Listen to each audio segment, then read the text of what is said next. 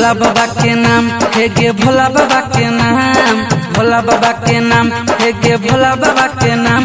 अपना कावर पर लिखाई ले भोला बाबा के नाम, अपना कावर पर लिखाई ले भोला बाबा के नाम। हमरा संगे चले छौरी गे तू बाबा धाम। भोला बाबा के नाम है रे भोला बाबा के नाम, भोला बाबा के नाम है रे भोला बाबा के नाम। अपना कांवर पर लिखबै रे भोला बाबा के नाम, अपना कांवर पर लिखबै रे भोला बाबा के नाम। तोरा संगे जेबो छौड़ा रे हमहू बाबा धाम। Yans recording studio Janakdham Nepal. शंकर भगवान की डीजे ओम शंकर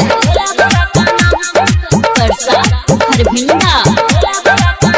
हे गे नाम बिना कावर तोहर लगतौ गे सुना, हाँ नाम बिना कावर तोहर लगतौ गे सुना।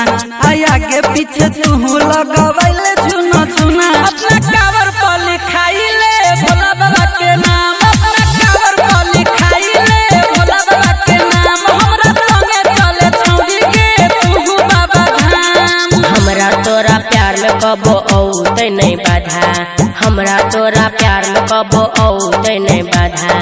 सब दुख दूर करते हमर भोले बाबा। अपना कांवर पर लिखबै रे भोला बाबा के नाम, अपना कांवर पर लिखबै रे भोला बाबा के नाम। तोरा संगे जेबो छौड़ा रे हमहू Baba Dham. Yans recording studio Janakdham Nepal.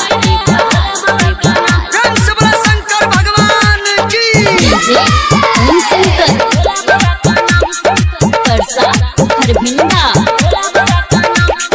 DJ बजा के खूबे कम रही लेबै, डीजे बजा के खूबे कम रही लेबै।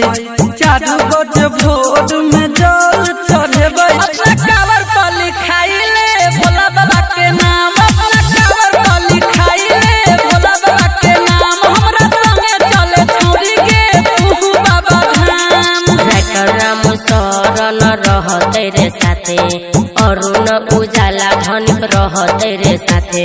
आ सब सोमवारी हम रहै छी उपासे। अपना कांवर पर लिखबै रे भोला बाबा के नाम, अपना कांवर पर लिखबै रे भोला बाबा के नाम। तोरा संगे जेबो छौड़ा रे हमहू बाबा धाम। अरे यही बेर तो मनसा पूरा होबे करते बुझली ना। रियांस रिकॉर्डिंग स्टूडियो जनकपुर धाम नेपाल नेपाल नेपाल नेपाल नेपाल नेपाल।